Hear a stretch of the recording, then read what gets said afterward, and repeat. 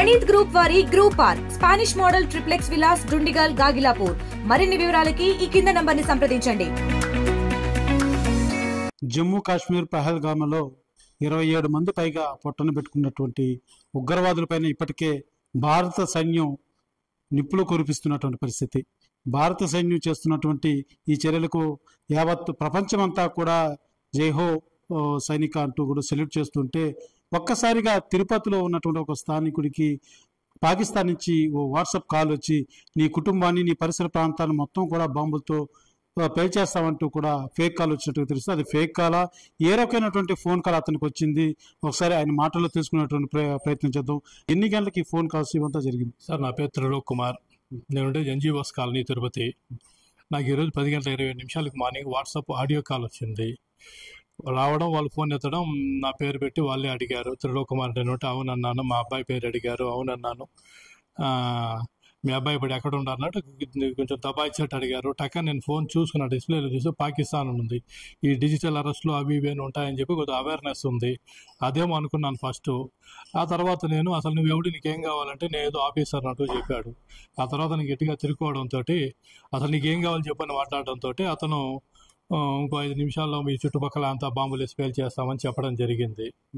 అందుకని చెప్పి నేను కూడా వెంటనే ఇది పాకిస్తాన్ వాళ్ళ చర్యని అర్థ విషయం అయితే నేను కూడా గట్టిగా చెప్పాను. రే కల్ రాత్ ఆప్గా నో బేచా మేబీ క్యా హువారే సౌలో గయానా అని చెప్పి నేను కూడా కొంచెం అతనితో గట్టిగానే తిరుక్కొని మాట్లాడాను. కొద్దిగా ఉద్రేకపూరితమైన వాగ్వాదం జరిగింది. ఈ లోపల అతను ఫోన్ కట్ చేశాడు. సరే, ఇదేదో ఫేక్ కాల్ ఆక్తాయి చర్య అనుకునేసి వదిలేసి ఉండేవాడిని. కానీ అతను వరుసపెట్టి కుటుంబ సభ్యుల పేర్లు అందరూ చెప్పడంతో నాకు కొంచెం డౌట్ వేసి, ఎందుకన్నా మంచిది ఇది ముందు మన గవర్నమెంట్కి తెలియజేయాలని చెప్పి 100కి ఫోన్ చేసి వాళ్ళకి వివరాలన్నీ చెప్పడం జరిగింది. వెంటనే నాకు అలిపిరి నుంచి ఎస్ఐ గారు కానీ, సిఐ గారు కానీ, కానిస్టేబుల్ వారు కానీ మొత్తం వచ్చి డీటెయిల్స్ అన్నీ తీసుకొని దర్యాప్తు మొదలు పెడతామని చెప్పారు. ఏం లేదు, ఇప్పుడు మన ఒక యుద్ధంలో ఉన్నాము. ఇలాంటి కాల్స్ ఏదొచ్చినా ఫస్ట్ ఆఫ్ ఆల్ ధైర్యంగా ఉండాలి, భయపడకూడదు. మనకి ఏ సమాచారం దొరికినా వాటిని ఇమీడియట్లీ మనం తక్షణమే పోలీస్ శాఖకి, ప్రభుత్వ సంబంధిత శాఖల వారికి అందించి అప్రమత్తంగా ఉండాలనే ఒక అవేర్నెస్ అందరికీ రావాలి అని చెప్పి నేను ఇది అందరి దృష్టికి తీసుకురావడం జరిగింది. ఓ మీడియా మీతో మాట్లాడినప్పుడు ఏదైనా ఇప్పుడు ఆ యొక్క ఏదైతే ఇప్పుడు మనం చూస్తున్న యుద్ధం జరుగుతుంది, ఇప్పటికే పాకిస్తాన్ ఉగ్రవాదుల మీద మన సైన్యం కూడా పోరాడుతున్నటువంటి పరిస్థితి, దానికి సంబంధించి ఏమైనా మీతో ఏమైనా సంభాషించాడా? అలాంటివి ఏం లేదండి, అలాంటివి ఏం సంభవించలేదు. నాకు ఇక్కడ ప్రాబ్లం అంటే ఎక్కడో పాకిస్తాన్లో బాంబు పడింది. తిరుపతి టెంపుల్ సిటీకి మరి బెదిరింపు కాల్ రావడం, పైగా అతను నా కుటుంబ సభ్యుల పేర్లంతా చెప్పడం, ఆంధ్ర పేర్లు చెప్పాడు. అక్కడ నాకు కొంచెం ఫంక్ అయ్యాను. అంటే ఫంక్ అయ్యానంటే నన్ను నా ప్రభుత్వం కాపాడలేదు, నా కుటుంబాన్ని కాపాడలేదన్న భయం లేదు. బట్ దీన్ని కొంచెం గట్టిగా దర్యాప్తు చేస్తే మనకి కొంచెం బాగుంటుందనే ఒక ఉద్దేశంతో అందరికీ చెప్పడం జరిగింది, అందరికీ చెప్పాలని చెప్పి.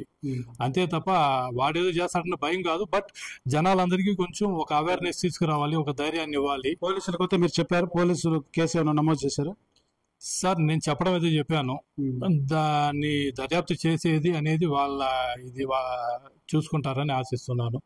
అది కానీ నేను రాతపూర్వకంగా పేరేమైనా చెప్పాడా? నేను ఈ పాకిస్తాన్ ఇది నా పేరు ఇది అనేసి ఏమన్నా పేరు ప్రస్తావించడం? పేరు ఏం చెప్పలేదు. నేను సంథింగ్ ఆఫీసర్ అంటూ చెప్పాడు.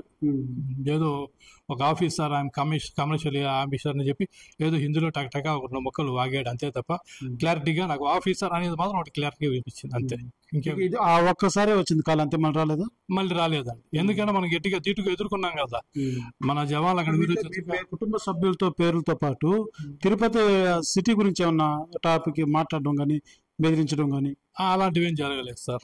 అతను కరెక్ట్గా నా పేరు, నా కుటుంబ సభ్యుల పేరు చెప్పడమే నాకు కొంచెం ఇక్కడ దీనికి కొంచెం సీరియస్ గా. నెంబర్ ఏది, ఎన్ని గంటలకు వచ్చింది, ఒకసారి నెంబర్ చూపిస్తారు? కేవలం అంతా కలిపి 1 నిమిషం పాటునే ఇవన్నీ జరిగింది, ఎక్కువసేపు జరగలేదు. 1 నిమిషం పాటునే జరిగింది. ఇది ఈ నెంబరే. వాట్సాప్ కాల్ ద్వారా వచ్చింది, వాట్సాప్ ఆడియో కాల్. చూస్తున్న ఏదైతే తిరుపతి ఎన్జిఓస్ కాలనీకి సంబంధించినటువంటి త్రిలోక్ కుమార్ ఇతని పేరు, ఇతనికి ఒక వాట్సాప్ కాల్ వచ్చింది. ఆ వాట్సాప్ కాల్ చేసినటువంటి వ్యక్తి నేను పాకిస్తాన్ నుంచి చేస్తున్నాను అంటూ ఇతనితో సంభాషిస్తూనే ఇతని పేరు, అతని కుటుంబ సభ్యులందరి పేరు చెప్పి నువ్వు ఉన్న ప్రాంతాన్ని, నీ చుట్టూ ఉన్నటువంటి ఏరియానంతా కూడా బాంబులతో పేల్చేస్తామంటూ కూడా బెదిరించడం జరిగింది. అయితే ఈ నేపథ్యంలోనే ఇతను కూడా ఎవరైతే త్రిలోక్ కుమార్ కూడా గట్టిగా సమాధానం చెప్పాడు. ఇప్పటికే పాకిస్తాన్ మీద నా ప్రభుత్వం, నా భారతదేశం ఇప్పటికే యుద్ధం ప్రకటించింది, నువ్వేం చేస్తావంటూ కూడా అతను గట్టిగా వాదించడంతో అతను తడబాటై తర్వాత ఫోన్ పెట్టేసినట్టుగా తెలుస్తుంది. అయితే ఇతనైతే ఎవరైతే త్రిలోక్ కుమార్ వెంటనే పోలీసులకు సమాచారం ఇచ్చాడు.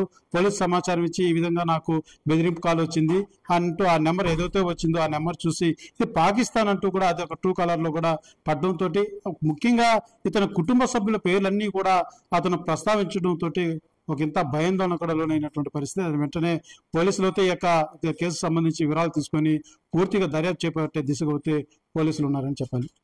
కెమెరా పర్సన్ కోటితో సురేష్, RTV, తిరుపతి. మరిన్ని వీడియోస్ కోసం ఛానల్ ని సబ్స్క్రైబ్ చేయండి. లేటెస్ట్ అప్డేట్స్ కోసం వాట్సాప్ ఛానల్ ని ఫాలో అవ్వండి. ఆ లింక్ డిస్క్రిప్షన్ లో ఉంది.